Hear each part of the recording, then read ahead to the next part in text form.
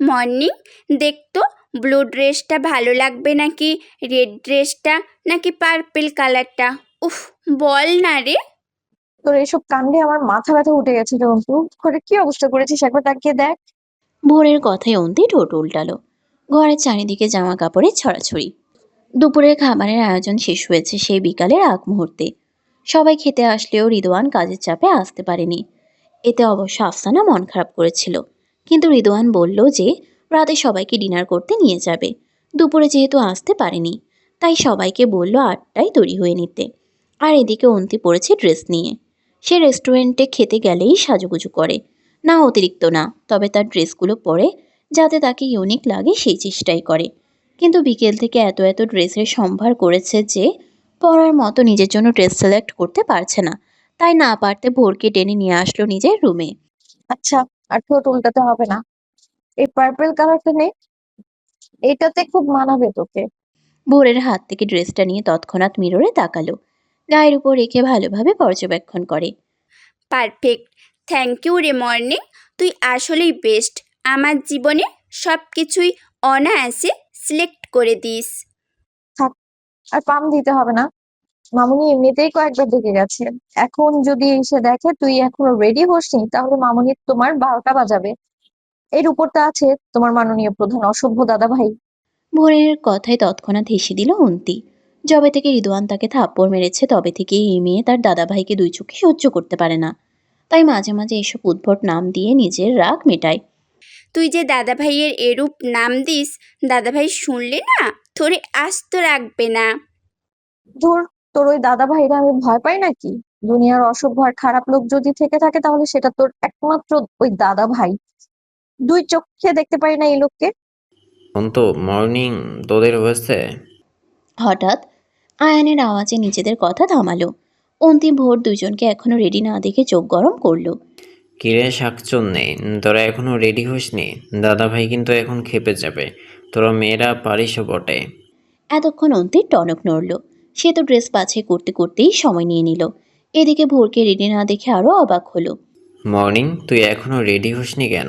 আমি তো ড্রেসের চক্করে তোর দিকে খেয়ালই করতে ভুলে গেছি। তোরা যা, আমার আসলে গেট টুগেদার ভালো লাগে না। আর রেস্টুরেন্টে আমি কমফোর্টেবল না। মর্নিং, তা বললে কি হয়? সবাই তোর জন্য অপেক্ষা করে আছে। কোনো না শুনবে না, এখনই রেডি হয়ে নে। প্লিজ আয়ন ভাইয়া, জোর করবেন না। আমার আসলে যেতে ইচ্ছে করছে না। তুই যে দাদা ভাইয়ের এই এরূপ নাম দিস, দাদা ভাই শুনলে তোরে আস্ত রাখবে না। ড্রেসটা বিছানাতে রেখে গাল ফুলিয়ে বসে থাকলো। ভোর হতাশ হলো। অন্তে একবার জেদ ধরলে সেটা তাকে সহজে মানানো যায় না। অগত্যা অনেক ইমোশনাল ব্ল্যাকমেলের পরে ভোর রাজি হলো। এরপর দুজনই তৎক্ষণাৎ রেডি হতে লাগলো। আয়ান এদের কাণ্ড দেখে কিছুই বলার জো পেল না। এরপর যখন হাতের ফোনের দিকে তাকালো, তখন চমকে উঠল। ফোন কলে এখনও রিদওয়ানের লাইন আছে দেখে। এতক্ষণ যা যা কথাবার্তা হয়েছে সবই ওই পাশের ব্যক্তিটি হয়তো শুনেছে। যখনই কানে তুলে আয়ান কিছু বলতে নেবে তৎক্ষণাৎ কলটি কেটে গেল। কি রে বাবা, সবাই আমারে কি অদৃশ্য পাইছে নাকি? কেউই আমারে পাত্তা দিচ্ছে না। বোনগুলো নিজে নিজেই রাগারাগি করলো, আবার নিজে নিজেই রাগ ভাঙালো। সে যে সামনে দাঁড়িয়েছিল তার খেয়াল হয়তো তাদের একদমই নেই। আবার রিদওয়ানও কথা না বলে কল কেটে দিল। নিজেকে এখন ভিন গ্রহের প্রাণী মনে হচ্ছে। একে একে সকলেই গাড়িতে উঠতে লাগলো। রিক নিজের বাইক করে যাবে, রিদওয়ান নিজের গাড়ি নিয়েছে, আর আয়ানও। একে একে বড়রা আয়ানের গাড়িতে উঠল। রিদওয়ান আগে থেকেই ড্রাইভিংয়ে বসেছিল। সচরাচর সে ড্রাইভার রাখে, কিন্তু আজকে ফ্যামিলি থাকায় নেয়নি।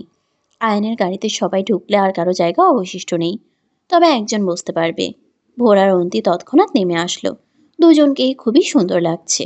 ভোর নিজের একটা পাকিস্তানি মেরুন কালার ড্রেস পরেছে, আর ওনাটা সবসময়ের মতোই মাথায় দেওয়া।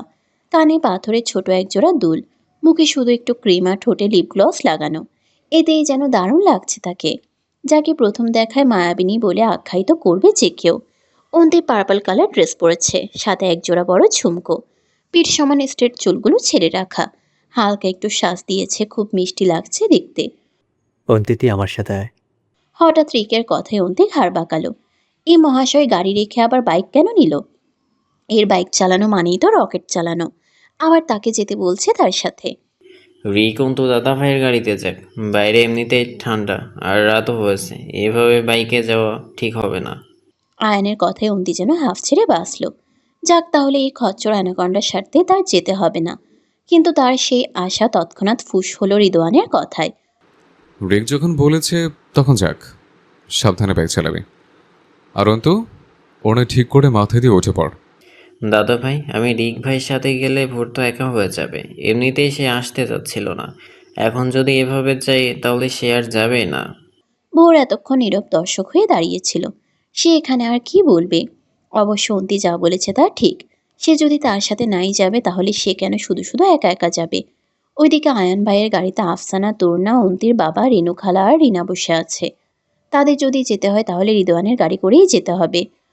আয়ন ভাই আপনারা যান, আমার এমনিতেও শরীরটা খারাপ। ভোর মা, শরীর কি বেশি খারাপ লাগছে?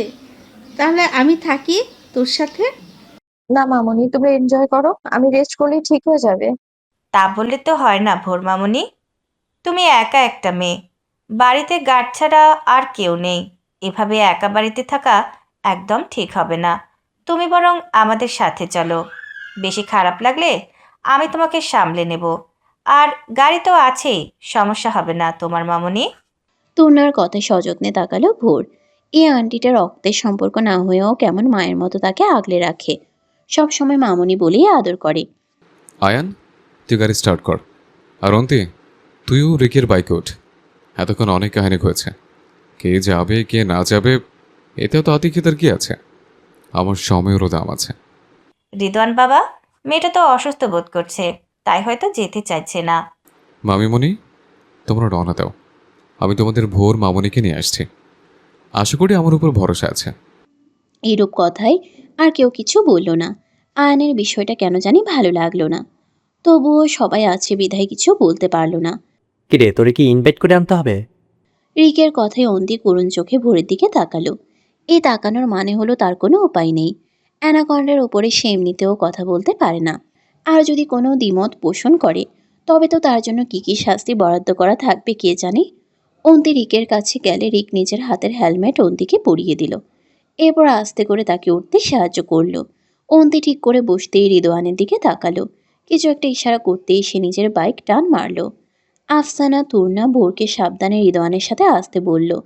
এরপর তাদের গাড়িটিও ছেড়ে দিল। বাকি রয়ে গেল রিদওয়ান আর ভোর। তোমাকে কি ইনভিটেশন করে আনতে হবে? আমার হাতে সময় কম, তাদের গাড়িতে ওঠো। ওনারা তো চলে গেছে, আপনিও চলে যান, আমি একা থাকতে পারবো। ভোরের এইরূপ কথায় রিদওয়ানের মাথা তৎক্ষণাৎ গরম হয়ে গেল। এই মেয়ে যে ঘাটতেরা সেটা সে আগেই বুঝেছে। আমি এক কথা বারবার বলি না, আমাকে যদি বের হতে হয় তবে সেটা তোমার জন্য ভালো হবে না। নাটক না করে গাড়িতে ওঠো। রিদওয়ানের ধমকে ভোর কেঁপে উঠল। ঠোঁট উল্টে নাক টানল। তাকে বাঘের খাঁচায় রেখে সবাই কেমন চলে গেল। এখন যদি এই লোকের কথা না শুনে তাহলে হয়তো এখানেই তাকে ভর্তা বানাবে। কাঁপা কাঁপা পায়ে রিদওয়ানের পাশের সিটে বসলো।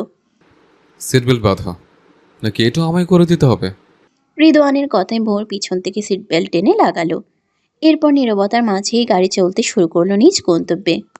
গুঙানির শব্দে হঠাৎ করেই রিদওয়ানের পা থেমে গেল। শব্দের উৎস খুঁজতে লেডিস ওয়াশরুমের থেকে একটু সাইডে গেল। গঙ্গানির শব্দ গাঢ় হতে হঠাৎ করে পরিচিত ড্রেসের অংশ বিশেষ দেখল। জলদি পা চালিয়ে নিকৃষ্ট পুরুষটির পিছনে থাবা বসালো। থাবা বসানোর সাথে সাথেই মেয়েটির মুখ থেকে হাত সরে গেল। এতে খানিকটা নিঃশ্বাস নিয়ে ভয়ে খানিকটা পিছিয়ে গেল। মুখে হাত দিয়ে রিদওয়ানকে সামনে দেখেই ঢুকরে কেঁদে দিল।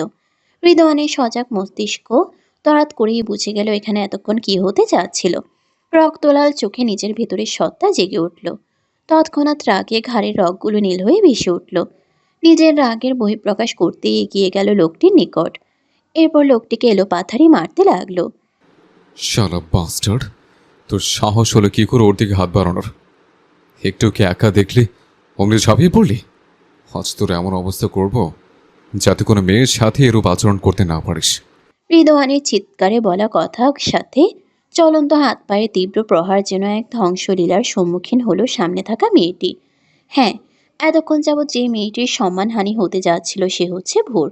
সবার যখন খাবারের সমাপ্তি ঘটে তখন ভোর অন্তিকে বলে একটু ওয়াশরুমে আসে। তার পিরিয়ড চলছিল, যার জন্য আজকের অস্বস্তিতে একটু বেশিই মনে হচ্ছিল। তার জন্য ওয়াশরুমে নিজের অস্বস্তি দূর করে যখন বের হলো, তখনই কেউ একজন মুখ চেপে সাইডে টেনে নিতে থাকলো। সেই পুরুষটি লোলুপ দৃষ্টির শিকার হয়েছিল কিছুক্ষণ আগেই, আর সেই লোলুপ তৃষ্ণা মেটাতেই ভোরকে একা পেয়ে তৎক্ষণাৎ জোর জবরদস্তি করতে লাগলো। ভোর নিজেকে রক্ষা করার জন্য পুরুষটির সাথে ধস্তাধস্তি শুরু করে দেয়। জোরে চিৎকার দেওয়ার চেষ্টাও করে, কিন্তু মুখ শক্ত বাঁধনে আটকে থাকায় সেটা গোঙানিতে পরিণত হয়। ভোরের বেশি ছটপট করতে দেখে লোকটি জোরে একটা থাপ্পড় মারল। থাপ্পড় খেয়ে ভোরের মাথা ভনভন করতে লাগলো, সাথে অস্পষ্টভাবে নিজেকে বাঁচানোর আপ্রাণ চেষ্টা করতে লাগলো। সেসব শব্দ গুঙানোর মতোই হতে লাগলো। ভাগ্যিস রিদওয়ান এদিকেই যাচ্ছিল, তাই তো পরিস্থিতি করুণ হতে হতেও বেঁচে গেল। কিন্তু রিদওয়ানের হিংস্র রূপ দেখে আপাতত সেসব ভুলে গেল, সাথে ভয়ে ভয়ে ঢুক গেল। নিজের শরীরের কম্পন অনুভব করতে লাগলো। কোন হাত দিয়ে ওকে ছুঁয়েছিস? বল, কোন হাত দিয়ে? এক একটা চিৎকার যেন সকলকেই আটকে ওঠানোর মতোই হলো। গন্ডগোলের আওয়াজ দ্বিতীয় তলার কর্নারে হাওয়াতে পরিবারে তেমন কেউ শুনতে পেল না। কিন্তু রিক এইদিকেই আসছিল দেখে তৎক্ষণাৎ ভাইয়ের এই রূপ দেখে দৌড়ে ঝাঁপটে ধরে ভাইকে সরানোর চেষ্টা করলো। এখানের কিছু স্টাফ ভয়ে একটু দূরেই দাঁড়ানো ছিল। অতিরিক্ত মারের ফলে নাকমুখ দিয়ে লোকটির রক্ত বেরোতে লাগলো। লোকটির সেন্স নেই বললেই চলে। ইষ্টু ভাই, মাথা ঠান্ডা করো। এখানে চিন ক্রিয়েট করো না ভাই। দেখো বোর কিন্তু ভয় পাচ্ছে। হঠাৎ করেই ভোরের নাম কর্ণপাত হতেই সামনের দিকে দৃষ্টিপাত করলো। সাথে সাথে ভোরের ভীতু মুখশ্রী সামনে এলো। কিছুটা শান্ত হলেও নিজের ক্রোধ আবারও বাড়ল যখন দেখলো ভোরের বাম গালে থাপ্পড়ে লাল দাগ, সাথে পুরো মুখশ্রী লাল টকটকে হয়ে আছে। মস্তিষ্ক আবার রাগে লাল আভা ফুটতে লাগলো। রিকের হাত ছুটিয়ে আবার লোকটির ডান হাতে নিজের হাত দিয়ে সর্বশক্তি দিয়ে মুচড়ে দিল। সাথে সাথেই মটমট করে শব্দ হলো, সাথে লোকটির গলা কাটা মুরগির মতো আর্তনাদ। লোকটির সাথে সাথে ভোরও চিৎকার দিল, হাঁটু গেড়ে বসে কাঁপতে লাগলো। তবে বেশিক্ষণ বসে থাকতে পারল না। রিদওয়ান এসেই কবজি ধরে উঠিয়ে সিঁড়ির দিকে এগিয়ে যেতে যেতে, রিক, আসাফকে কল কর, এক্ষুনি এসে এটার ব্যবস্থা করতে বল। আর হ্যাঁ, এই মেয়েকে আমি নিয়ে যাচ্ছি, এদিকটা কীভাবে ম্যানেজ করবি সেটা তোর উপর। রিক কিছু বলবে তার আগেই রিদওয়ান সিঁড়ি দিয়ে নেমে গেল ভোরকে নিয়ে। আপাতত কিছু বললেও তার ভাই শুনবে বলে মনে হয় না। কিন্তু মেয়েটা এমনিতেই ভয় পেয়ে আছে, এখন যদি আবার রাগ ছাড়ে তাহলে তো হিতের বিপরীত হবে। স্টাফদের সামলাতে মোটা 2টা বান্ডিল বের করে দিয়ে ব্যাপারটা ধামাচাপা করলো। এরপর আসাফকে ফোন করার সাথে সাথেই উপরে আসলো 4-5 জন গার্ড নিয়ে। লোকটিকে ধরে নিয়ে গেল তাদের নিজস্ব ক্লাবে। রিকে এদিকে সব সামলে এগিয়ে গেল পরিবারের কাছে। এতক্ষণে হয়তো সবাই ভোরের খোঁজ নিচ্ছে। পার্কিং এরিয়াতে এসে গাড়ির দরজা খুলে ভোরকে ধাক্কা মারল গাড়ির ভেতরে। এরপর সেও বসলো ড্রাইভিং সিটে। গাড়ি পার্কিং এরিয়া থেকে 2 দক্ষ হাতে স্টিয়ারিং ঘুরিয়ে খুব দ্রুত রাস্তায় নেমে ছুটতে লাগলো অজানা গন্তব্যে। ভোর এতটাই শখ হলো যে নিজের মুখ থেকে আপাতত কিছুই বের হলো না। রিদওয়ান মাঝখানে কয়েকবার স্টিয়ারিংয়ে ধূপধাপ বাড়ি মারল। নিজের অজানা হৃৎপিণ্ড অস্বাভাবিকভাবে কাঁপতে লাগলো। জানা নেই এসবের কারণ, তবে খুবই জটিলভাবে নিজের হৃৎপিণ্ডের সাথে হিসাব সমীকরণ করতে গিয়েও মিলালো না। এদিকে এই মেয়ের উপর আপাতত অতিরিক্ত রাগ ছাড়তে ইচ্ছে করছে, কিন্তু সে সেটা পারছে না। এমনিতেই ভয় নিজেকে গুটিয়ে রেখেছে, এখন যদি আবার রাগ ছাড়ে তাহলে হয়তো এই মেয়ে আস্ত থাকবে কিনা সন্দেহ। তাই নিজের রাগকে কন্ট্রোল করতেই বারবার স্টিয়ারিংয়ে বাড়ি মারছে। বোন নিজেকে স্বাভাবিক করার চেষ্টা করছে, কিন্তু তবুও মেয়েটা স্বাভাবিক হতে পারছে না। রিদওয়ানের ব্যবহারে অনেকটাই অবাক হয়েছে, সাথে ভয় তো আছে, কিন্তু তবুও মানুষটা তার সম্মানহানি থেকে তাকে রক্ষা করেছে। ভাবনার মাঝেই হঠাৎ করে গাড়ি থামিয়ে দিল রিদওয়ান। এরপর ভোরকে কিছু না বলেই গাড়ি থেকে বেরিয়ে গেল। ভোর নিজের দুঃখ ভারা ক্রান্ত থেকে বেরিয়ে আশেপাশে তাকালো। আশেপাশের কোনো কিছুই পরিচিত জায়গা বলে মনে হচ্ছে না। আর হঠাৎ করেই রিদওয়ান তাকে একলা রেখে কোথায় গেল? আবারও ভয়রা জেগে ধরল তাকে। এই কিছুক্ষণ পরে রিদওয়ান গাড়ির দরজা খুলে ভোরকে বের হতে বলল। ভোর প্রশ্নবোধক দৃষ্টিতে তাকালে রিদওয়ান বিরক্তি নিয়ে ভোরকে টেনে বের করে গাড়ির সাইডে দাঁড় করালো। হাতে পানির বোতল আর মেয়েলি ফেস ওয়াশ দিল। 10 মিনিটের মধ্যেই ফেস ওয়াশ মুখে ভালোভাবে ডলবে। একবার নয়, যতক্ষণ পর্যন্ত ফেস ওয়াশ শেষ হচ্ছে ততক্ষণ পর্যন্ত মুখে ডলতেই থাকবে।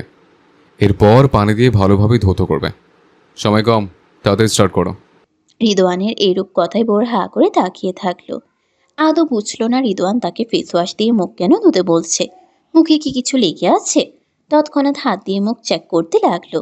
কিছু তো নেই, হয়তো কান্নার ফলে মুখের অবস্থা খারাপ, তার জন্যই হয়তো ধুতে বলছে।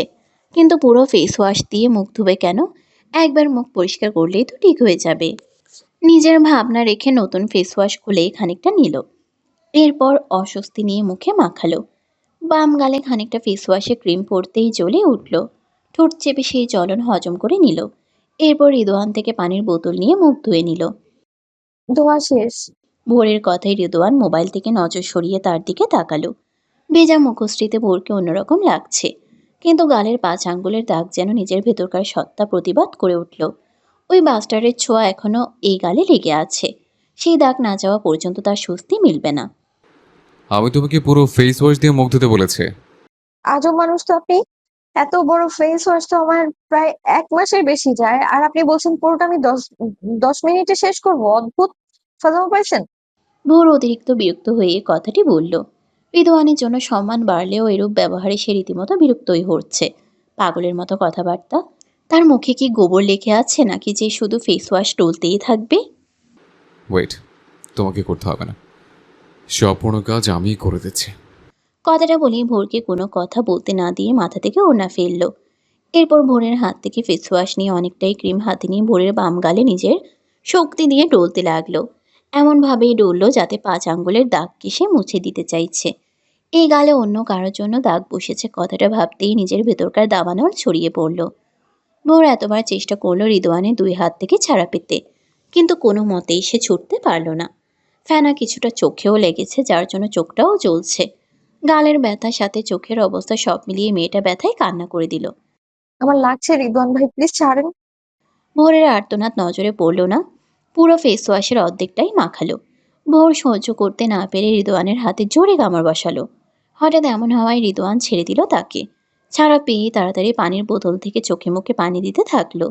চোখের অবস্থা একটু শোচনীয় হলে গালের দিকেও পানি দিয়ে যতটুকু পারল ধুয়ে পানির বোতল রেগে রিদোয়ানের দিকে ছুঁড়ে মারল। আপনি কি মানুষ? এভাবে একটা মেয়ের গালে স্পর্শ করেন কি করে আপনি? আপনাকে কিছুক্ষণ আগেও ভালোভাবে ভেবেছিলাম আমি, কিন্তু না, সবটা আমার ভুল। আপনি অসভ্য, একদম অসহ্য রকমের খারাপ মানুষ, বর্বর একটা লোক আপনি। ঘৃণা হচ্ছে আপনাকে আমার, আর আপনার স্পর্শকে। ভোরের কথায় রিদোয়ান হঠাৎ করেই শান্ত চোখে তাকালো তার দিকে। এরপর হাতের ফেস ওয়াশটা নিজের সর্বশক্তি দিয়ে অজানায় ছুঁড়ে মারল। ঠান্ডা প্রতিক্রিয়া নিয়ে ভোরকে উপেক্ষা করে গাড়িতে গিয়ে বসলো। গাড়িতে বসেই হর্ন বাজালো। ভোর এইরূপ প্রতিক্রিয়া বুঝল না। নিজের রাগের বদলে বিস্ময় ধরা পড়ল তার চেহারাতে। আশেপাশে শেয়ালের ডাকে শিরধারা কেঁপে উঠল। তাই তাড়াতাড়ি সিটে গিয়ে বসলো। রিদোয়ানের প্রতি রাগটা আপাতত বিস্ময়ে ভর করেছে, তাই আর কিছু বলল না। রিদোয়ানও চুপচাপ গাড়ি চালাতে লাগলো। তার মনের প্রতিক্রিয়া ঠিক কী সেটা কারো বোঝার সাধ্য নেই। নীরবে নিভৃতেই আধা ঘন্টার মধ্যেই বাড়িতে পৌঁছে গেল। অন্তি বাইরেই দাঁড়িয়েছিল ভোরের অপেক্ষায়। রিদোয়ান সাথে সাথে গাড়ি থামিয়ে দিল ভোরকে নামার জন্য। ভোরও যেন এই অপেক্ষাই ছিল। সাথে সাথেই রিদোয়ানকে কিছু না বলেই বেরিয়ে গেল। অন্তিকে সামনে পেয়ে জড়িয়ে ধরল। এতক্ষণে নিজেকে একটু রিল্যাক্স লাগছে। গালের পাশটা ফুলে আছে বিধায় ওনার ছোট ছোট চুলগুলো মেলে দিল, যাতে কেউ সেই দৃশ্য দেখতে না পারে। অন্তিরা কেউই রেস্টুরেন্টের ঘটে যাওয়া ব্যাপারে অবগত নয়। ওইদিকে রিদোয়ান এক পলক ভোরের পিছন দিক দেখেই তৎক্ষণাৎ গাড়ি পার্কিং এরিয়াতে নিয়ে গেল। রিদোয়ানের এইরূপ চুপ হয়ে যাওয়া কি পরিবেশ শান্ত হলো, নাকি কোনো ভয়াবহ কিছু হতে চলেছে সামনে? অম্বর ওই আকাশে কিছুক্ষণ আগেই সূর্যের দেখা মিলেছে। সেই সাথে ঘূর্ণায়মনভাবেই চলতে থাকলো সময়ের পারাক্রম। সেই সাথেই চলতে থাকলো সবার জীবনের কর্মব্যস্ততা। কারো যেন ফুরসত নেই বসে থাকার। ছোট থেকে বুড়ো সবাই এক চাদরে যেন মুড়িয়ে আছে কাজের ব্যস্তময় জীবনে। সকাল 9টা। অন্তি সেই সকাল থেকে বোরকে ডেকেই চলেছে। ভার্সিটি যেতে লেট হয়ে যাচ্ছে তাদের। আজকেই প্রথম দিন, আর আজকেই ভোর পড়ে পড়ে ঘুমোচ্ছে। এই মেয়ে এত ঘুম যে কিভাবে ঘুমোতে পারে আল্লাহ মালুম। অন্তি পুরো রেডি হয়ে আছে সেই কখন, কিন্তু এই মেয়ে ওঠার নামই নিচ্ছে না। মর্নিং, আমার রাগ উঠলে কিন্তু এখন পানি ঢেলে দেবো তোর উপর। অন্তি চিৎকারে ধরফরিয়ে উঠল। এরপর ভয়ে চোখ মেলে সামলে তাকিয়ে বোঝার চেষ্টা করলো কিছু। অন্তিকে টিপটপ দেখে ভ্রুকুচকে তাকিয়ে থাকলো। এত সেজে গুজে কই যাচ্ছি শুনতো? আর আমাকে এভাবে ডাকলি কেন? ইস, ভুল হয়ে গেল আমার। আপনি কি আরেকটু ঘুমাবেন ম্যাডাম? তাহলে আপনি ঘুমিয়ে সময় পার করুন। আমার আবার ভার্সিটি আছে। প্রথম দিনে একদম লেট করতে চাই না। আমি আপাতত যাই, তাহলে আপনি ঘুমান। রাগে কটমট করে ভোরকে বলল। এরপর পাশে থাকা বালিশ নিয়ে ছুঁড়ে মারল ভোরের দিকে। ভোর তৎক্ষণাৎ ক্যাচ করে ধরেই দ্রুত উঠেই কোনো দিকে না তাকিয়ে দৌড় মারল ওয়াশরুমের দিকে। অন্তু রে, তুই আরো আগে কেন ডাকলি না? এখন আমি কখন ফ্রেশ হবো, কখন এবার রেডি হবো? তুই কেন যে আর একটু আগে ডাকলি না? কথাটা বলিয়ে আগে থেকে ঠিক করে রাখা ড্রেস নিয়ে ওয়াশরুমের দরজা অফ করলো। এদিকে অন্তি হাঁ করে তাকিয়ে থাকলো। মানেটা কি? এই মেয়ের মাথার স্ক্রু মনে হয় ঢিলে হয়ে গেছে। তাকে কোনো তাকে কোন 7:30 থেকে ডেকেই যাচ্ছে। মহারানী করেই বারবার ঘুমিয়ে পড়ে। আর সে এখন কি বলছে? তাকে আরও আগে কেন ডাকেনি? নিজের চুল নিজে ছিঁড়তে ইচ্ছে করছে। কিছুক্ষণ পরেই ভোর ড্রেস পরে বের হলো। এরপর 10 মিনিটের মধ্যে একদম পুরো রেডি হয়ে অন্তিকে নিয়ে নিচে নেমে গেল। অন্তি মুখ ফুলিয়ে কতক্ষণ ভোরের সাথে একঝাঁক ঝগড়া করে নিল। অবশ্য ভোর তার কথা শুনেই গেছে, কোনো উত্তর আর করেনি। নিচে নেমে কোনো মতে পাউরুটি আর ডিম পোস্ট মুখে দিয়েই ছুটল দুই বোন। কিছুদিন আগেই তাদেরকে ন্যাশনাল ভার্সিটিতে ভর্তি করানো হয়েছে। কারোরই ইচ্ছে ছিল না পাবলিক পরীক্ষা দেওয়ার, তাই ন্যাশনালেই দুজনে ভাগ্যক্রমে একই ডিপার্টমেন্টে চান্স পেয়েছে। আজ তোদের জন্য যদি আমার মিটিংয়ে লেট হয়, খবর আছে তোদের। আয়ানের কথা কেউই তেমন পাত্তা দিল না। দুজনই গাড়ির পিছনের সিটে বসে পড়ল। আয়ান ড্রাইভিং সিটে বসেই তৎক্ষণাৎ গাড়ি স্টার্ট করলো। এর মধ্যেই চলতে থাকলো তাদের গন্তব্য। সাথে আছে গাড়ির মধ্যে অবস্থানরত দুই মানবের রাজ্যের আলাপ। জি স্যার, ম্যাম পৌঁছে গিয়েছে ভার্সিটিতে। আর হ্যাঁ, অন্তিক ম্যাডামও সাথে আছে। আয়ান স্যার সাথেই এসেছে, তবে ওনাদেরকে নামিয়ে দিয়েই আয়ান স্যার চলে গেছে। ঠিক আছে স্যার, আশেপাশেই আমাদের লোক আছে, সব দিকে নজর রাখছে স্যার। Okay sir. কপালের ঘাম মুছে ফোন কাটল রনি নামের ছেলেটি। এই ভার্সিটির প্রাক্তন স্টুডেন্ট সে। তবে বিশেষ প্রয়োজনে সবারই খবরাখবর সে রাখে। আপাতত এখন অজ্ঞাত ব্যক্তির আন্ডারে কাজ করছে সে। সাথে আছে আরও 10 জন। এর মধ্যে সেই কাজের লিডার।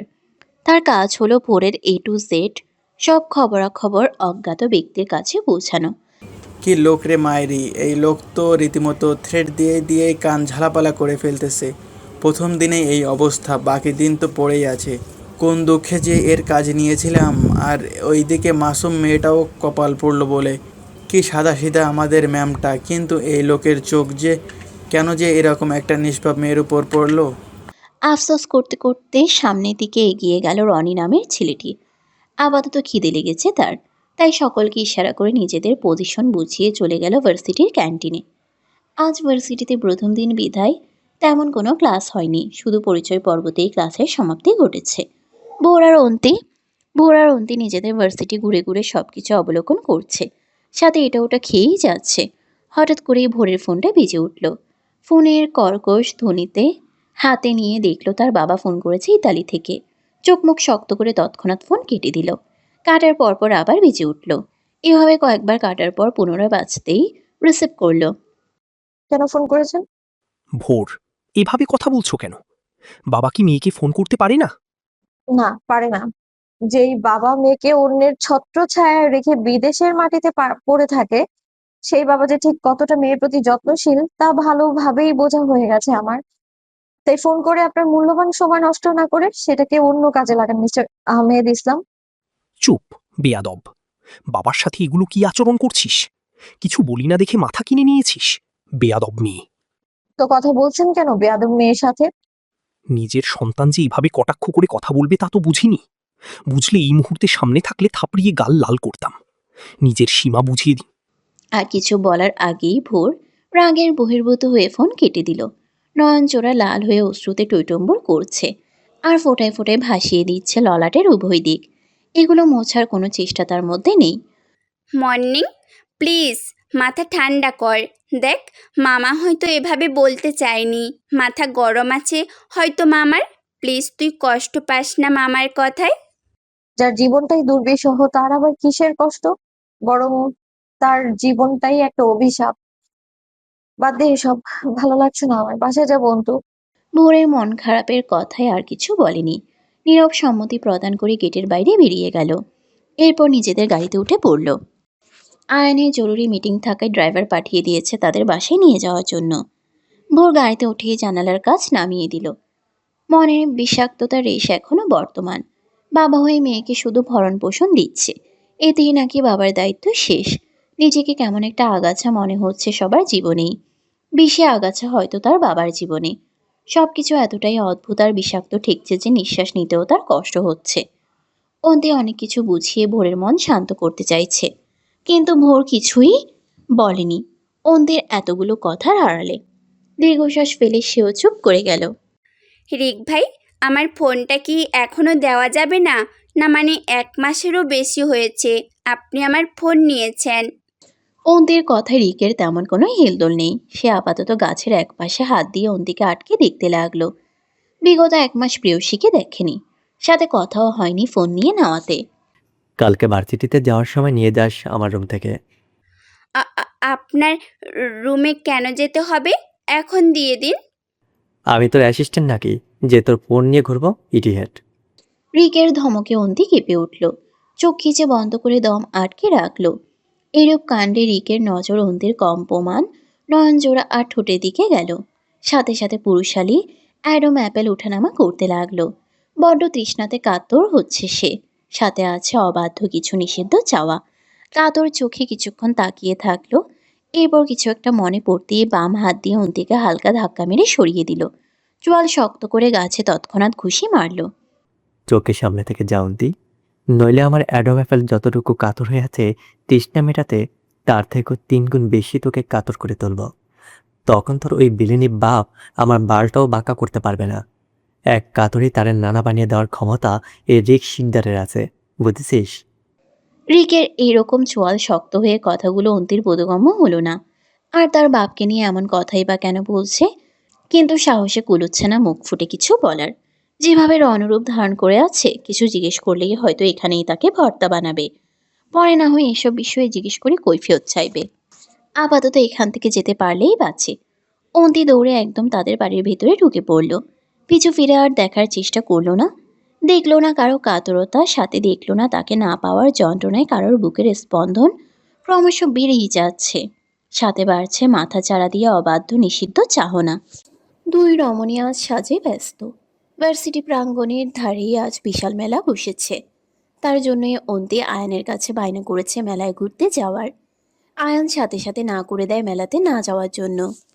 কিন্তু অন্তি শুনলে তো তার কথা কিন্তু অন্তি কিন্তু অন্তি শুনলে তো তার কথা।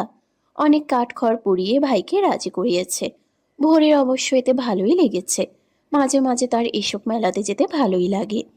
আগে ফারিহার সাথে যেত কোনো মেলা হলেই, বাবাকে তো কখনোই তেমন সাথে পায়নি। তাই তার আবদার পূরণ করার কেউ ছিল না। ফারিহা নিয়ে গেলেই যেত, না করতো না কখনোই। অন্তির ইচ্ছে আজ মেলায় শাড়ি পরে যাওয়া। অনেক দিন হয়েছে সে শাড়ি পরে না, তাই আজকে মেলাতে যাওয়ার বাহানায় শাড়ি পরেছে। সাথে ভোরকেও পরিয়েছে। অন্তি হালকা গোলাপি রঙের জামদানি শাড়ি পরেছে, আর ভোর নীল রঙের। দুইজন রেডি হয়ে নিচে নেমে আয়ানের সাথে চলল নির্দিষ্ট গন্তব্যে। এখন প্রায় মধ্য দুপুর। বিকেল বিকেল মেলাতে ঘুরতে ভালোই লাগবে, এরকম শত শত এক্সাইটমেন্টে অন্তি ভোর আলোচনা করছে। 30 মিনিট পরেই তারা মেলাতে পৌঁছে যায়। এরপর দুই বোন মিলে ঘোরাফেরা করতে থাকে নিজেদের মতো করে। আয়ানের অবশ্য এসব মেলাতে আসার ইচ্ছে নেই, কিন্তু বোনদের ইচ্ছে পূরণ করার জন্য আসা। বন্ধু চল, গরম গরম শক্ত জিলাপি খাবো। ওই দেখ লাল লাল জিলাপি, উফ, মুখে জল চলে এলো রে। দুইজন তাড়াতাড়ি সেখানে গিয়েই কিনে খেলো। এরপর বিভিন্ন ধরনের জিনিস দেখতে লাগলো। দুইজনই অনেক কিছুই কিনলো। এরপর বেলুন শুট করে কয়েকটা গিফট জিতলো। এত এত মজা করতে করতে তাদের প্রায় সন্ধ্যা ঘনিয়ে গেল। আয়ান অবশ্য তাদের পিছনেই যাচ্ছে, কিন্তু হঠাৎ করেই তার অফিস থেকে কল আসে। অন্তু, মর্নিং। তোরা ফুচকা শেষ করে এখানেই থাকবে, একটু পরে আসতে, ফোনে কথা বলে। দুইজনই সম্মতি প্রদান করে নিজেদের খাওয়ায় মনোযোগী হলো। নাগামরিচের ফুচকা খেয়ে দুইজনের অবস্থা দেখার মতোই। ভোর রে, আমি আর খেতে পারবো না, মাথা পুরো ঘুরছে আমার। দেখলি তো, বলেছিলাম না আমার সাথে তুই পারবি না। ধর পানিটা খেয়ে নে। দুইজন খাওয়া শেষ করেই উঠে দাঁড়ালো। এরপর আয়ানের জন্য অপেক্ষা করতে লাগলো এক সাইডে গিয়ে। মানুষের ভিড় আস্তে আস্তে বাড়তে লাগলো, তাই তারা জনবহুল কম এমন জায়গায় এসে দাঁড়িয়ে হাতে থাকা ব্যাগগুলো দেখতে লাগলো। দুই ফাঁকি দেখা যায় একসাথে দাঁড়িয়ে আছো, সঙ্গ দেব কি আমরা ফুলতুষিরা? হঠাৎ করেই এইরূপ কথা শুনে দুইজনেই তাকালো সামনে। তাদের থেকে 1 ইঞ্চি দূরেই 4-5 জন বখাটে ছেলে দাঁড়িয়ে আছে, সাথে আছে তাদের লোলুপ দৃষ্টি। এদিকে মানুষজন কম বিধায় কারো নজর আপাতত নেই। একা একা কি এখানে মেলা না দেখে দাঁড়িয়ে আসো? আমরা আছি তো, আমরা তোমাদের সঙ্গ দিব, তোমাদেরও মজা লাগবে, আমাদেরও। এইরূপ কুপ্রস্তাবে দুজনেরই গা গুড়িয়ে উঠল। ভোর তৎক্ষণাৎ ভয়ে কুকড়ে গেল, অন্তিকে চেপে ধরল। অন্তিও ভয় পাচ্ছে। আশেপাশে তার ভাইকে খুঁজল, কিন্তু তার দেখা নেই। পথ ছাড়ুন আমাদের। অন্তির এরূপ কথায় ছেলেগুলো কুটিল হাসল। ভোর ভয়ে কিছুই বলতে পারছে না। অন্তি ভয় পেলেও নিজেকে সামলে রাখছে। দুর্বলতা দেখাতে সে প্রস্তুত নয়, তাই ওদের সামনে থেকে যেতে চাইলেই ছেলেগুলো পথ আটকে ধরে। ফুলটুসি, তোমাদের পথ ছাড়লেই তো আমাদের অবস্থা ছন্নছাড়া হয়ে যাবে যে। এর থেকে সময়টা উপভোগ করো। এই যে নীল টুসি, তোমার আমাকে খুব মনে ধরেছে। তোমার সাথেই আগে সময়টা উপভোগ করি। চলো চলো তো ফুলটুসি।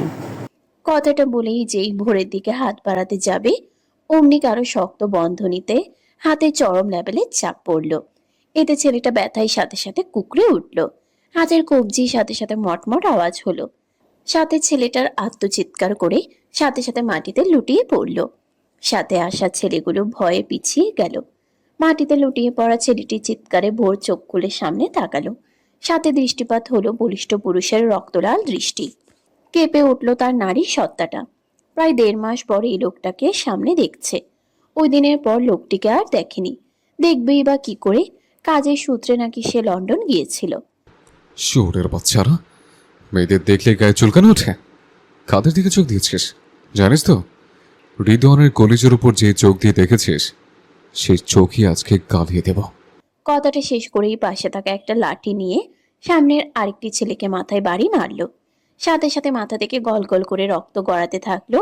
সাথে আছে চিৎকার করে নিজেদের ছেড়ে দেওয়ার আর্তনাদ। তবে সেই আর্তনাদ কেউ শুনলে তো? রেক, এদেরকে গাড়িতে ওঠা। এক পাও যদি কেউ এদিক ওদিক করে, তবে এদের কাজ আমি কি করবো আমি নিজে জানি না। চোখের সামনে থেকে এদেরকে নিয়ে যা। রিদওয়ানের এক একটা বলা কথাগুলো যেন বারুদের মতোই ভয়ঙ্কর শোনালো। অন্তি রিকের কথা শুনে সামনে তাকালো। আর এতেই তার এতক্ষণ ধরে রাখা সাহস যেন নিমিষেই ফুরিয়ে ভয়েরা বাসা বাঁধল। রিকের ঠান্ডা চোখেই যেন অন্তি সুরসুরিয়ে ভোরকে নিয়ে সামনে আগাতে লাগলো। তার দাদাভাই যেভাবে খেপেছে, আজ মনে হয় কপালে শনি রবি মঙ্গল সব ঘুরছে। তার দাদাভাই যে লন্ডন থেকে ফিরে এসেছে, সে তো আর জানতো না। জানলে কি আর মেলাতে আসার জন্য বায়না ধরতো? আর রিকো তো নিজের বিখ্যাত ট্যুরে গিয়েছিল, সেই বা ফিরলো কখন?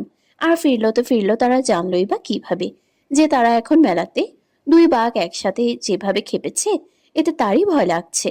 ভোরকে তো কিছু বলবে না, কিন্তু তাকে আস্ত রাখবে নাকি কে জানে। আর আয়ানি বা কই গেল? তার ভাইয়ের উপরেও রাগ উঠছে। ভয়ে ভয়ে রিকের দিকে গিয়ে দাঁড়ালো। ভোর এতক্ষণ ভয়ে ভয়ে কাঁপলেও এখন কেন জানি এই ছেলেগুলোর জন্য মায়া হলো। যেভাবে রিদওয়ান খেপেছে, মনে হয় না ছেলেগুলোকে জ্যান্ত রাখবে না। কাপা কাপা চোখে রিদওয়ানকে আটকাতে চাইলেই হিংস্র বাঘের মতোই গর্জিয়ে ওঠে ভোরের দিকে। স্টপ, সামনে আগাবে না একদম। তোর ব্যবস্থা আমি পরে করছি। রেক, কি হলো? শুনতে পাসনি? নিয়ে যা ওদের। রিদওয়ানের হিংস্র রূপে রিক তৎক্ষণাৎ অন্তিকে বলল ভোরের হাত ধরতে।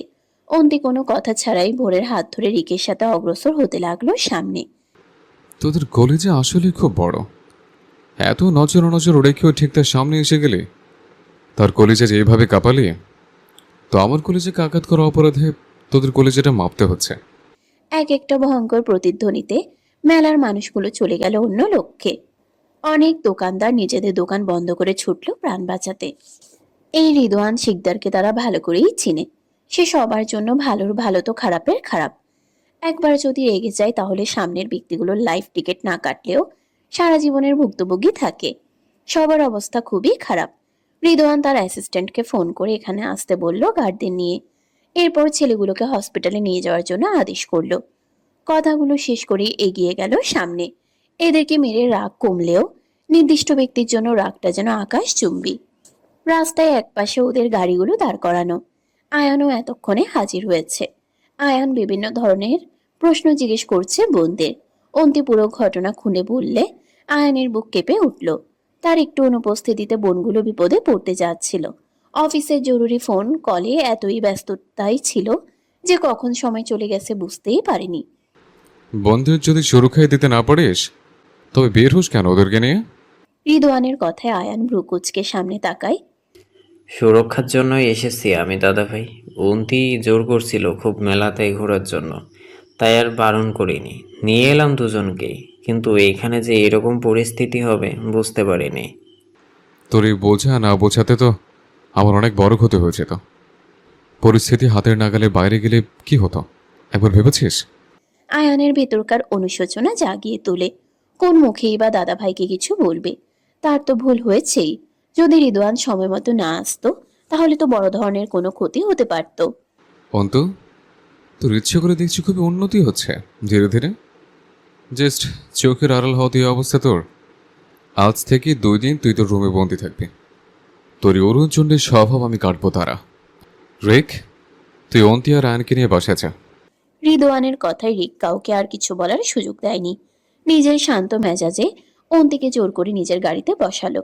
এরপর আয়ানকে আসতে বলল। যেহেতু আয়ান গাড়ি নিয়ে এসেছে তাই তারা তার গাড়িতেই উঠেছে। মর্নিং, চল বোন। আজকে তোদের চক্করে কত বড় ক্ষতি হতো বুঝতে পারছিস? আমার তো শুনেই গা কাঁপছে। এরকম জায়গায় তার জন্য আসতে নিষেধ করেছিলাম, কিন্তু তোরা শুনলে তো। যাই হোক, আল্লাহর রহমতে তোরা ঠিক আছিস। অনেক ভয় পেয়েছিস তাই না বোনু? ভয় পাস না ভাই, আসি তো। এখন আয়, তাড়াতাড়ি বাসায় যেতে হবে। আম্মু হয়তো চিন্তায় চিন্তায় প্রেশার বাড়িয়ে ফেলেছে। আয়ানের কথায় ভোর ধীরে ধীরে পা বাড়ালো সামনের দিকে। তৎক্ষণাৎ রিদওয়ান ভোরের হাত চেপে ধরে। তোরা সবাই যা, এমি আমার সাথে যাবে। না দাদা ভাই, আমাদের গাড়িতে জায়গা আছে। মর্নিং যা তো, অন্তির পাশে গিয়ে বসে পড়। আমি কি বলেছি শুনতে পাসনি? বলেছি তো এমি আমার সাথে যাবে। তোর বোনকে আমি বাসের সঠিক পরিস্থিতিতে পাঠিয়ে দেব। কিন্তু মর্নিং তোমার সাথে কেন যাবে? আমি না হয় তার ভাই হই, কিন্তু তুমি তো আর কেউ নয়। তাহলে সে কেন যাবে তোমার সাথে? পুরনো কিছু হিসেব নিকেশ বাকি আছে তার সাথে আমার। সেসব সমাধান করতে হলেও তোর বোনকে আমার সাথে যেতেই হবে। চিন্তা করিস না, কোনো আঘাত তার গায়ে লাগবে না। রিদওয়ানের এরূপ কথায় আয়ান কিছু বলার সুযোগ পায়নি। বলতে গেলে সুযোগ দেয়নি। রিক টেনে নিয়ে গেল তাকে গাড়িতে। অন্তি কাচুমাচু করে বসে আছে গাড়িতে। ভোরকে যে সাথে নিবে সেই সাহসটা কুলোচ্ছে না। অবশ্য দাদা ভাইয়ের সাথে গেলে তেমন কোনো সমস্যা হবে না ভোরের। আবার এসবে তো ভোরের কোনো দোষ নেই, তাই তার জন্যে তেমন চিন্তা করলো না। নিজেকে নিয়ে আপাতত ভাবছে। ওই অ্যানাকন্ডা যে এখনো শান্ত, এতেই তার হাত পা কাঁপছে। পরনের শাড়িটিও এলোমেলো হয়েছে হালকা। এইসব ভাবনার মাঝেই রেক গাড়ি স্টার্ট করলো। মুহূর্তের মধ্যে গাড়িটি এগিয়ে গেল বাড়ির উদ্দেশ্যে। এদিকে ভোরকে রেখে গেল অজানা এক আতঙ্কের মধ্যে। ঠিক কি হতে চলেছে এই একা করে রেখে যাওয়াতে? নিজের শরীরের কম্পন তেমন না হলেও হৃদয় স্পন্দন কিছুটা বেড়ে গেল। শাড়ি কেন পরেছেন মিস ভোর? রিদওয়ানের এরূপ কথায় ভোর অবাক হলো। সাথে সাথে রিদওয়ানের চোখের দিকে তাকালো। এই তাকানোই যেন তার ভুল ছিল। কেমন যেন আটকে গেল ওই চোখের দৃষ্টির অতলে। গভীর কিছুর আবেগে আটকা রইল কতক্ষণ। আপনি কি এইভাবে শাড়ি পরে কাউকে সিরিয়াস করার চেষ্টা করছেন মিস ভোর? ভোরের ভাবনার মাঝেই রিদওয়ান কিছুটা এগিয়ে কথাটা বললে তৎক্ষণাৎ ভোর কিছুটা পিছিয়ে গেল। সিরিয়াস যদি করেও থাকেন তবে হয়তো আপনার জন্য তা কাল হয়ে দাঁড়াতে পারে। কারণ এই শাড়ি কিন্তু তখন আপনার কোমল শরণে নয়, মাটিতে গড়াগড়ি করার জন্য সর্বদা প্রস্তুত থাকবে। কিন্তু সেই প্রস্তুতি কি আপনি পুরোপুরি হতে পারবেন? আমার কিন্তু আপনার জন্য টেনশন হচ্ছে মিস ভোর। রিদওয়ানের মুখে বারবার নিজের নামের এরূপ সম্বোধনে বুকের বাম পাশের ভেতরের ছোট্ট মাংসবিন্দুটা তৎক্ষণাৎ দ্রুত বেগে স্পন্দন হতে লাগলো। নিজেকে চেয়েও স্বাভাবিক করতে পারছে না। কিছু একটা ফিল সে করতে পারছে এই লোকের সম্বোধনে, সাথে তার এরূপ কান গরম করা বাক্যগুলো, যা দ্রুত বেগে আওড়ালেও তার ভেতরের স্পন্দন যেন দ্রুত বেগে স্পন্দন কমানো সম্ভব হলো না। কাঁপছেন কেন আপনি? কাঁপার মতো তো এখনো কিছুই হয়নি। না ছুঁয়ে এইভাবে যদি কাঁপেন তবে ধরলে আপনার কি অবস্থা হবে? আপনি কি ড্রিঙ্ক করেছেন? বহু কষ্টে নিজেকে স্বাভাবিক করে ভোর কথাটা আওড়ালো। কেননা এই লোক তার সাথে কখনোই এভাবে কথা বলেনি। অবশ্য দেখাই হয়েছে কয়বার আর? হাতে গোনা 4-5 বার। লাস্ট দেখা তো 1.5 মাস আগে হয়েছিল। এরপর তনি ব্যবসার কাজে লন্ডনে গিয়েছিল। সেই ব্যাপারে অন্তির থেকেই জেনেছিল। আস্তে ড্রিঙ্কের নেশা যদি এরূপ রূপের সামনে থাকে, তবে নেশা করার কি দরকার? আমি বাসায় যাব। বোনের এরূপ কথায় রিদওয়ান হালকা বিরক্ত বোধ করলো। মেয়েটার সামনে আসলেই সে কেমন যেন এলোমেলো হয়ে যায়। নিজেকে স্বাভাবিক করতে চেয়েও যেন স্বাভাবিক করতে পারে না। এই যে সামনের রমণীটি কি সুন্দর করে শাড়ি পরেছে, তাও আবার তার পছন্দের নীল শাড়ি। উজ্জ্বল গায়ের গড়নে রমণীটিকে যেন অন্যরকম এক সৌন্দর্যে ঘিরে ধরেছে, যার জন্য নিজের পুরুষালী চিত্ত দারুণভাবেই আঘাত হানল, যা হৃদয়ের সন্ধিক্ষণে নাড়িয়ে দিচ্ছে বারে বার। আমার প্রশ্নের উত্তর দিলেন না যে? কোন প্রশ্ন? শাড়ি কেন পরেছেন? সেই কৈফিয়ত কি আপনাকে দিতে হবে? কৈফিয়ত তো অনেক কিছুরই দিতে হবে, তবে এখন যে প্রশ্নের উত্তর চাইছি সেটার উত্তর দিন। রিদওয়ানের হঠাৎ নরম রূপ থেকে কঠিন রূপে আবির্ভূত হওয়া যেন ভোরকে কিছুটা কাঁপিয়ে তুলল, তবে আজ আর নিজের জেদ বজায় রাখল না।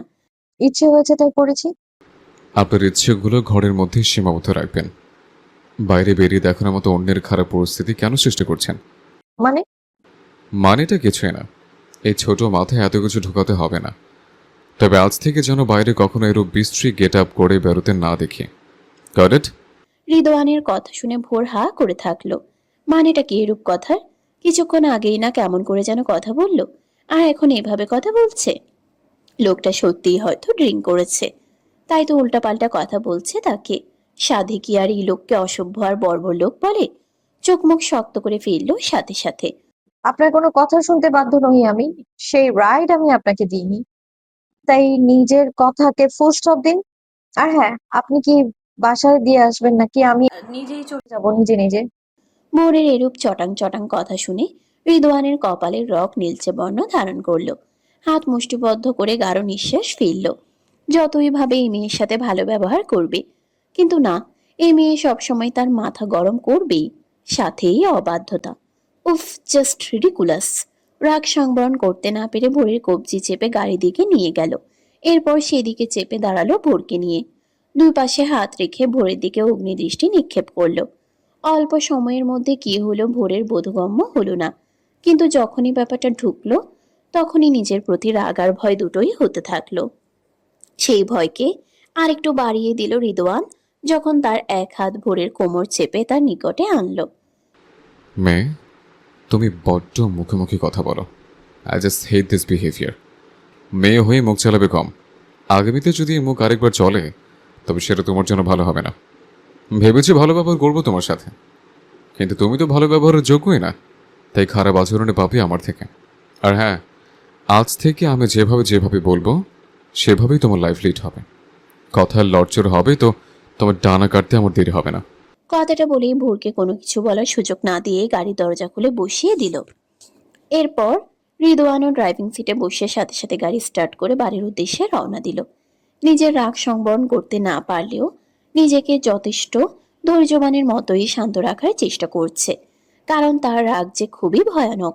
সে চায় না তার রাগের বহিরূপ আপাতত ভোরকে দেখাতে, তাই চুপচাপ গাড়ি চালানোতে মনোযোগ দিল।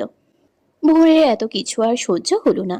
লোকটা তাকে কোমরে স্পর্শ করেছে, এমন জায়গায় স্পর্শ কোনো মেয়েই স্বাভাবিকভাবে নিবে না, সেও নেয়নি। হঠাৎ করে এইসবে কান্না পেল তার। নিজেকে কেমন যেন ফেলনা মনে হচ্ছে আবার। অতীতের কষ্টগুলো আবার মাথা চাড়া দিয়ে উঠল। নীরব কান্না যেন ফুপানোতে রূপান্তরিত হলো। জানালার পাশে তাকিয়ে নিজের জীবনের সমীকরণ মেলাতে চেষ্টা করতে লাগলো। আম্মুকে খুব মনে পড়ছে তার। আম্মু থাকলে অবশ্যই তাকে এতটা অপদস্থ হতে হতো না। এই লোকও সাহস পেত না এরূপ ব্যবহার করার। মুখ চেপে কান্না বন্ধ করার প্রয়াস চালানোর চেষ্টা করলো। কিছুক্ষণের মধ্যেই নিজেকে শান্ত করলো। নীরবেই চোখের অশ্রু মুছে কঠিন খোলস ধারণ করলো। এই লোককে আর কখনোই নিজের সাথে কোনো অন্যায় করার সুযোগ সে দিবে না। দরকার হলে হোস্টেলে উঠবে, এখানে সে আর থাকবে না। তাহলে এই লোক আর কখনোই তার দেখা পাবে না, আর না তাকে এভাবে কথা শোনাতে পারবে, আর না এরূপ স্পর্শ। সিদ্ধান্ত নিয়ে নিয়েছে সে, কালকেই মামুনি আর বাবাইয়ের সাথে কথা বলবে। আর যদি তারা না মানে তাহলে না, না, তাদের মানতেই হবে। এভাবে ভোরকে দাদা ভাইয়ের কাছে রেখে আসাটা উচিত হয়নি রিক। চিন্তা করো না আয়ন ভাই, সময় মতো চলে আসবে। আর দাদাভাই থাকতে ভোরের কোনো ক্ষতি হবে না। যেভাবে কথা বলছিস মনে হচ্ছে যেন ভোরের সাথে দাদাভাইয়ের গভীর সম্পর্ক আছে। সম্পর্ক হতেই বা কতক্ষণ? কি বলতে চাইছিস? তুমি বুদ্ধিমান আয়ান ভাই, আশা করি বুঝিয়ে বলতে হবে না। রিকের এরূপ কথায় আয়ান অবাক হয়ে তাকিয়ে আছে রিকের দিকে। রিকের কথা খানিকটা বোধগম্য হতেই গলা শুকিয়ে এলো, খানিকটা ভয়ও লাগতে শুরু করলো।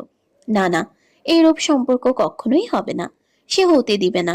ভোর ছোট থেকেই নরম স্বভাবের, কখনোই নিজের অনুভূতিগুলো সে প্রকাশ করেনি, আর না কখনো স্বাভাবিকভাবে লাইফ লিড করেছে। এখানে এসে সে কিছুটা হলেও স্বাভাবিকভাবে লাইফ লিড করছে।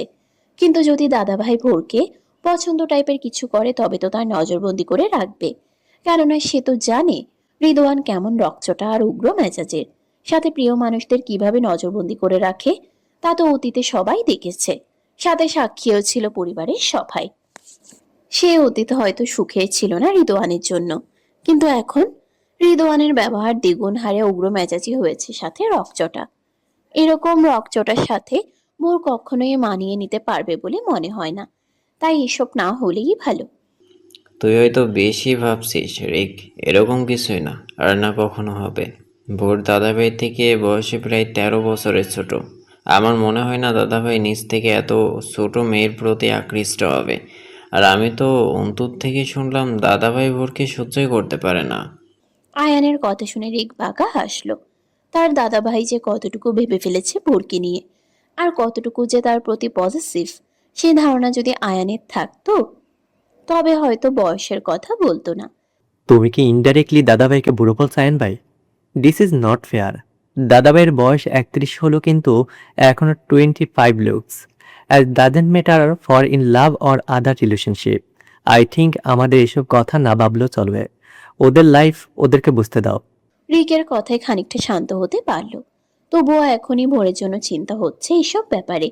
এরকম কিছু যাতে না হয় সেজন্য উপরওয়ালার কাছে আর্জি জানাচ্ছে। পিছনের সিটে অন্তি ঘুমিয়ে পড়েছে, তাই তো ওদের কথোপকথনের কিছুই শুনতে পেল না। শুনলে হয়তো সেও আয়নের মতো টেনশনে পড়তো, সাথে একদিকে খুশিও হতো, কিন্তু বেচারি ভয়েই ঘুমে কাদা হয়ে আছে। রিকের ছাড়ি শুনেছিল গাড়িতে উঠেই, সে থেকেই মুখ ফুলিয়ে বসেছিল। কখন যে ঘুমিয়ে পড়ল নিজেরই মনে নেই। বাসা মেলা থেকে তেমন দূরে নয়, কিন্তু রিকের একটা কাজ পড়ে যাওয়ায় নির্দিষ্ট জায়গায় গাড়ি থামিয়েছিল। কাজ শেষ করিয়ে গাড়িতে উঠলে অন্তিকে ঘুমে দেখে। এদিকে আয়ানেরও গুরুত্বপূর্ণ কল আসে, সেও কথা বলতে ব্যস্ত হয়ে পড়ে। এরপর যখন গাড়ি চলতে শুরু করে তখন উপরোক্ত কথাগুলো আলোচনা হয়। কিছুক্ষণ পরই গাড়ি বাড়ির গেটে এসে হর্ন দিল। দুইজন দারোয়ান গেট খুলে দিল। গেট খুলতেই গাড়ি ভেতরে ঢুকেই পার্কিং এরিয়াতে চলে গেল। এরপর সেখানেই গাড়ি থেকে নেমে গেল আয়ান। নেমেই অন্তিকে ডাকতে গেলে রিক হাতের ইশারায় ডাকতে বারণ করে। নিজের একচ্ছত্র অধিকারের তাগিদে কিছু একটা ইশারা করে। আয়ান সেই ইশারা বুঝে, তাই তাদের আলাদা স্পেস দিয়ে দেয়, কারণ এখানে সে এখন তৃতীয় ব্যক্তি। অন্তিকে ভালোভাবে টেক কেয়ার করার জন্য রিক একাই যথেষ্ট। আয়ান যেতেই রিক বাঁকা হেসে তৎক্ষণাৎ ব্যাক সিটে চলে গেল অন্তির কাছে। নিজের প্রেয়সীকে এরূপ ভয়ঙ্কর সাজে দেখে তারই মাথা নষ্ট হয়ে গিয়েছিল, কিন্তু এতক্ষণ আয়ান থাকায় কিছুই বলতে পারেনি, শুধুমাত্র দুইটা ধমক ছাড়া। কিন্তু তার বুকে যে কিছু একটা দারুণভাবেই পুড়ছে। এই মেয়ে কি সেই দহনের পোড়ার গন্ধ পাচ্ছে? হুম, একদমই পাচ্ছে না। পেলে কি এভাবে পড়ে পড়ে ঘুমাতো? কিন্তু এভাবে যে তার মাথা নষ্ট করলো, দহনে পোড়ালো, এখনো পোড়াচ্ছে ক্ষণে ক্ষণে। তবে একটা শাস্তি তো দেওয়াই যায়। নিজের অনুভূতির বেড়াজালের দহন একটু হলেও কমানো যায়, অধিকার আছে তার। তৎক্ষণাৎ অন্তিকে পিঠের নিচে হাত গলিয়ে কাছে টেনে নিল তার বুকের পাশে। এরপর তৎক্ষণাৎ মাথাটা ঝুঁকিয়ে তার দুর্বলতায় গভীর ঠোঁটের স্পর্শ বোলালো। গভীর থেকে গভীরে ঠোঁটের স্পর্শ দিতে দিতে তৎক্ষণাৎ তা দাঁতের দংশনে রূপান্তর হলো। অন্তির ঘুম গাঢ় হওয়ায় সজাগ হতে পারল না, কিন্তু কেঁপে উঠল ব্যথার দরুনে।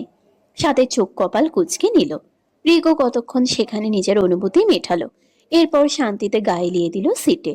অন্তিকে নিজের বুকে জড়িয়ে ধরল নিবিড় ভাবে। খুবই দহন দিচ্ছিস সে লিটল জান। আমিটাকে আর আটকে রাখতে পারছি না। এটা যে খুবই যন্ত্রণাদায়ক রে। খুব শীঘ্রই তোকে পার্মানেন্ট ভাবে আমার বুকে আশ্রয় দেবো জান। নিজেকে এখনই প্রস্তুত করে নে, কারণ আমার এই অপেক্ষার দহন যে তোকেও সহ্য করতে হবে। একবার আমার বুকে ঠাই পাইয়ে দেই, এরপর তোর কোনো সার নেই এই রিক শিকদারের থেকে লিটল বাচ্চা। ধোঁয়াশার চাদরের মতোই চারিদিকে কুয়াশার আস্তরণ পড়ছে ধীরে ধীরে। একটু পরেই হয়তো সেই কুয়াশা ঢেকে দিবে নিজের প্রাকৃতিক সৌন্দর্য। প্রকৃতির এই ভিন্ন রূপগুলো কারো মনে বিমোহিত চাদরে মুড়িয়ে দেয়, আবার কারো কারো দুঃখের বিষাদ জাগিয়ে তোলে। নিজেকে কুয়াশার এই চাদরে নিজের জীবনের সমীকরণ মিলাতে ব্যস্ত থাকে প্রায় সংখ্যক মানুষ। শীতকাল মানেই খুব তাড়াতাড়ি সন্ধ্যা হওয়ার তাড়া থাকে সূর্যি মামার। তাই তো সে তাড়াতাড়ি ডুবে যেতে থাকে তার নিজস্ব আলো নিস্তব্ধ করতে করতেই। আর এসবই দেখতে লাগলো ভোর। সেই বিকেল থেকে বারান্দায় দাঁড়িয়ে দাঁড়িয়ে প্রকৃতির সৌন্দর্য দেখছে আর নিজের জীবনের সমীকরণ মিলাচ্ছে। এই বাড়িতে সে পা দিয়েছে আজ প্রায় 4 মাস। নিজের পরিবারকে ছেড়ে সে এখানে পড়ে আছে মায়ের তুল্য ফুপির কাছে, যাকে সে আদর করে মামুনি ডাকে, আর ফুপাকে বাবাই। পরিবারটা ভীষণ তার প্রতি যত্নশীল। কখন কি লাগবে না লাগবে সবই যেন মুহূর্তেই হাজির হয়ে যায়। অবশ্য তার বাবার টাকা পয়সা ঢের থাকলেও সে অতটা বিলাসিতা জীবন পার করেনি কখনোই। নিজেকে 4 দেওয়ালের মাঝেই বেশিরভাগ বন্দি রাখত। মায়ের অবর্তমানে তাকে নিজের পরিবারই আদর যত্ন করেছে, কিন্তু সেই আদর যত্নের মাঝেও কখনো মায়ের অভাব পূরণ হয়নি। তার বড় মা হয়তো তাকে যত্ন করেছে, কিন্তু তা নিজের মেয়ের মতো করে নয়। ফারিহা আর সে 3 বছরের ছোট বড়। ফারিহা সবসময় বিলাসিতা পছন্দ করত, তাই তার চাল চলনও ছিল ওই রকম। তবে ভোরের সাথে বন্ধুত্বপূর্ণ সম্পর্ক ছিল, কিন্তু সে বন্ধুত্ব এখন সে নিজ হাতেই বলি দিয়েছে। আবার এদিকে তার দাদুও সব কিছুতেই পক্ষ নিয়েই বিচার করত। কই, ভোর যে এত মাস সেখানে আছে একবারও তো সে ব্যক্তি তাকে ফোন দিয়ে খোঁজ নেয়নি। নাকি তখনকার সে আদর যত্ন ছিল সব লোক দেখানো, নাকি এর মধ্যেও সে কোনো অন্যায় করেছিল যার জন্য সবাই তার সাথে দূরত্ব তৈরি করেছে। নিজের বাবাও তো দিনে শুধুমাত্র একবার ফোন দিয়ে জিজ্ঞেস করে কিছু লাগবে কিনা, কোনো কিছুর কমতি আছে কিনা, নাকি আরও টাকা পাঠাবে। ভোর যখন এসব শুনে তখন তার বিরক্ত লাগে। সাথে বাবাকে তেমন কোনো উত্তর তো দিতই না, শুধু বলতো কিছু লাগবে না। সাথে সাথেই তার বাবা ফোন রেখে দিত। এরপর 10-12 দিন পর পর তার অ্যাকাউন্টে ভালো একটা অ্যামাউন্ট পাঠিয়ে দিত, আর সেই টাকা পাঠিয়ে বাবার দায়িত্ব শেষ। মেয়েটার মনে কি চলছে বা কি করতে চাইছে তার কোনো হিসেব সে কখনো নেয়নি, আর না কখনো মন খুলে কথা বলেছে। এই তো কিছুক্ষণ আগেও যখন বাবার সাথে একটু মন খুলে কথা বলার জন্য সময় চাইল, তখন তার বাবা মিটিং আছে বলে ফোন কেটে দিল। সেই থেকেই ফোনটা এক হাতে ধরে ব্যালকনিতে গিয়ে দাঁড়িয়ে আছে। গতকালকের রিদওয়ানের ব্যবহারটা তার ভালো লাগেনি, তাই তো বাবাকে বলে হোস্টেলের ব্যবস্থা করে দেওয়ার জন্যই ফোন দিয়েছিল। নিজের সমস্যার কথা বলতে চেয়েছিল, কিন্তু তার বাবার থেকে তো সময়ই নেই। নিজেকে আবার একা লাগতে শুরু করেছে। একাকিত্বটা কেমন জানি দম বন্ধকর হয়ে উঠছে ধীরে ধীরে। পারলে সেই অসুবিধার কথা তার মামুনি বাবাইকে বলতে পারত, কিন্তু রিদওয়ান যে তাদের জন্য কি সেটা সে এই কয়েক মাসে ভালোই বুঝেছে। খুবই দায়িত্বশীল ছেলে রিদওয়ান, তাদের সবার চোখের মণি, যারা এত এত গুণ আর ক্ষমতার কথা শুনেছে যে নিজেরই তখন অন্যরকম ফিল হতো। রিদওয়ান দেখতেও মাশাল্লাহ, ফিগারও চোখে লাগার মতো, সব কিছুই পারফেক্ট, পরিবারের প্রতি যথেষ্ট যত্নশীল। কিন্তু এত সব ভালো কথার মধ্যেও তার প্রতি যেসব আচরণ রিদওয়ান করছে তা কি আদৌ ঠিক? আর কালকে যেসব আচরণ তার সাথে করেছে এতে সে খুবই হার্ট হয়েছে। কিন্তু এত সব কিছু তো মামুনি বাবাইকে বলা যাবে না, আর বললে হয়তো তাকে খারাপ ভাববে সবাই। কিন্তু এত সবের মাঝে সে নিজেকে বড্ড একা অনুভব করছে। নিজে নিজে কোনো সিদ্ধান্তই নিতে পারছে না। আর বাবা যদি একটু শুনতো তার কথাটা, তাহলে হয়তো তার জন্য ব্যাপারটা সহজ হতো। শত ভাবনার মাঝেই অন্তি ভোরের কাছে আসলো। পিছন থেকেই তাকে ভাও করে উঠল। হঠাৎ করে এমন হওয়াতে সেও ভয় পেয়েছে। ভয় পাইয়ে দিয়েছিস, এখনো বাচ্চামো স্বভাব গেল না তোর? তুই যেভাবে সাদা ড্রেস পরে ভূতের মতো দাঁড়িয়েছিলি চুলগুলো ছেড়ে, আমি তো ভাবলাম ভূতেদের সাথে বৈঠকে বসেছিস। অন্তির কথায় ভোর তেমন একটি রিয়াক্টই করলো না। অন্তির থেকে চোখ সরিয়ে আবার প্রকৃতির দিকে তাকালো। কি রে, তুই কোথায় হারিয়ে গেলি আবার? আর এই ভর সন্ধ্যায় এভাবে যে দাঁড়িয়ে আছিস, আম্মু কিন্তু খুব বকবে। আবহাওয়াটা ভালো লাগছে তাই একটু দাঁড়িয়ে আছি। হইছে, তোমার আর এসবে ভালো লাগতে হবে না। নিচে চলো, আব্বু আর ভাইয়া চলে এসেছে, তোকে নিচে ডাকছে, সবাই মিলে নাস্তা করব, সেই জন্য। ভোরকে আর কিছু বলার সুযোগ না দিয়ে টেনে নিয়ে যেতে লাগলো নিচে। এর মধ্যে ভোর তাড়াতাড়ি চুলগুলো হাত খোপা করে নিয়ে মাথায় ঘোমটা দিল। একদিকে ভালোই হয়েছে বাবাই তাড়াতাড়ি আসাতে। নিচে নেমে একে একে সবাই নাস্তা করতে বসলো। আফসানা সবার পছন্দের নাস্তা বানিয়েছে আজ। সংসারের যাবতীয় কাজ করতে খুবই পছন্দ করে, নিজের পরিবারকেও আগলে রাখতে। কাজের লোক থাকা সত্ত্বেও রান্নাটা সবসময় সেই করে। কার কি পছন্দ না পছন্দ সব দিকেই খেয়াল থাকে তার। আমার তোমাদের কিছু বলার ছিল মামুনি বাবাই। সবারই অর্ধেক নাস্তা খাওয়া প্রায় শেষ। ভোরের কথায় সবাই সেদিকে তাকালো। কি বলবে ভোর মামনি, নির্দ্বিধায় বলো। আফসানাও সাই জানালো এতে। আমি ইউনিভার্সিটি হোস্টেলে থেকে পড়াশোনাটা করতে চাইছি। অনেক সাহস সঞ্চয় করে কথাটা আওড়ালো। ভোরের এরূপ কথায় সবাই অবাক হয়ে গেল। হঠাৎ এরকম সিদ্ধান্তের কারণ কি ভোর? অন্তির বাবার গম্ভীর আওয়াজে কথাটা বলল। সবাই আপাতত অবাক নয়নে তাকিয়ে আছে। আফসানার নিজের অবাকতার রেশ যেন কাটছেই না। আমার অনেক দিনের ইচ্ছা হোস্টেলে থেকে পড়াশোনা করার। কলেজেও ওইভাবে পড়তে চেয়েছিলাম, কিন্তু বড় মা আর বড় বাবার জন্য সেই ইচ্ছেটা পূরণ করতে পারিনি। এখন যেহেতু এখানে সেই সুযোগ আছে, তাই চাইছি সেখানে থেকে পড়াশোনা করার। মর্নিং, তুই তো এসব ব্যাপারে আমাকে কখনোই বলিসনি। অন্তি অবাক হয়ে জিজ্ঞেস করলো। কোনো হোস্টেলে ওঠা হবে না। আমাদের বাড়ির মেয়েরা বাইরে থেকে পড়াশোনা করে না, তাই এসব ইচ্ছে এখানেই ক্ষান্ত রাখো ভোর। গম্ভীর আওয়াজে আয়ানের কথা শুনে ভোরের খারাপ লাগলো। সেও তো যেতে চায় না, কিন্তু আয়ান একদম ঠিক বলেছে ভোর, কোথাও যাওয়া হচ্ছে না তোর। আহমেদ ভাই আমাদের উপর তোর দায়িত্ব দিয়ে গেছে, তাই আমরা যা বলবো তাই হবে। এই বিষয়ে আর কোনো কথা যাতে না শুনি। কিন্তু মামুনি, আমি তো কোনো কথা শুনতে চাই না এসব নিয়ে। আফসানার কঠিন চোখে বলে আওড়ানো যেন ভোরকে কিছুটা মিয়ে ফেলল। নিজের ভিতরে কান্নাটা আটকালো। অন্তির বাবা সেদিকে তাকিয়ে নিজের খাবারের দিকে মনোযোগী হলো। ভোর নিজের আধ খাওয়া প্লেটটা রেখেই চেয়ার থেকে উঠে উপরে চলে গেল। আফসানা ডাকলেও শুনল না, অন্তিও ডাকলো, কিন্তু মেয়েটা শুনলে তো। সানা, তুমি এভাবে না বললেও পারতে। মেয়েটা এমনিতেই স্বল্পভাষিক। তুমি আহমদ ভাইয়ের সাথে কথা বলো, কিন্তু তার আগে ভোরের সাথে ভালোভাবে কথা বলে বুঝে নাও ও এটা কেন চাইছে। এটা কি আসলেই তার ইচ্ছা নাকি অন্য কিছু হয়েছে? স্বামীর কথায় আফসানা সম্মতি প্রদান করল। অন্তিও নিজের খাবার শেষ না করেই ভোরের পিছু পিছু দৌড়ালো। ভোরের জন্য অন্তি একদম জান পড়ান। এই কয়েক মাসে দুজনের বন্ডিংটা যেন আরো গাঢ় হয়েছে। তাই তো অন্তি ভোরের কথায় রাগ না করে বোনের পিছু পিছু গেল। আব্বু, এইসবের মধ্যে মামাকে আনার দরকার কি? এমনিতেই উনি নিজের কাজে ব্যস্ত থাকে। আর ভোরের প্রতি সে যে কেমন যত্নশীল আমরা সবাই তা জানি। টাকা পয়সা দিয়ে সব হয় না আব্বু। আমরা যতই আদর যত্ন করি না কেন, নিজের রক্তের সম্পর্ক তো বহাল থাকেই। সে তো দিন শেষে নিজেকে একা ফিল করবেই। আর যদি তুমি ওকে হোস্টেলে ওঠার পারমিশন দিয়ে দাও, তাহলে ভোর আরও একা হয়ে পড়বে। তাই এরকম সিদ্ধান্ত কখনোই নিও না। ভোর এখানেই থাকবে। মামা যদি কখনো নিতেও আসে, তবুও কিন্তু আমি আমার বোনকে দেব না। অন্তু যেমন আমার বোন, ভোরও আমার বোন। আমি চাই না আমার এই বোনটা আর কষ্ট পাক। তাই এই কথা এখানেই শেষ হলেই ভালো। আম্মু, তুমি ভোরকে এসব বিষয়ে একদম মাথাতে আনতে বারণ করবে। ছেলের কথাই দুইজনই খুব সন্তুষ্ট হলো।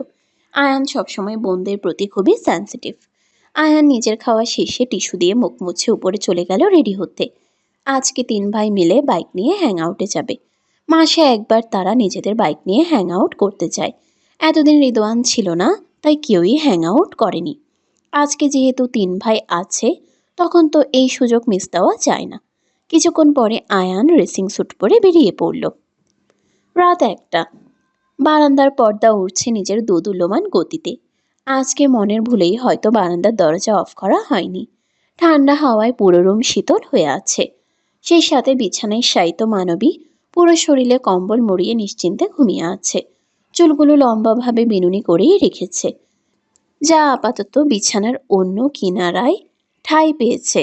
মুখের আদল লাল ড্রিম লাইটের আলোতে স্নিগ্ধ লাগছে দেখতে। এর মধ্যেই কেউ একজন শীতল হাওয়ার সাথে প্রবেশ করল রুমে। শরীর পুরোটাই রেসিং স্যুট জড়ানো। হাতের কালো গ্লাভসগুলো খুলতে খুলতেই শায়িত মানবীর নিকট এলো। বিছানার কিনারায় হাঁটু গেড়ে বসল। অদ্ভুত এক দৃষ্টিতে সেই মানবীর মুখের আদলে তাকিয়ে থাকলো কয়েক মিনিট। এরপর মুখের সামনে পড়ে থাকা ছোট ছোট চুলগুলো কানের পিছে সযত্নে গুজে দিল। এরপর উঠে বিছানার একপাশে বসল।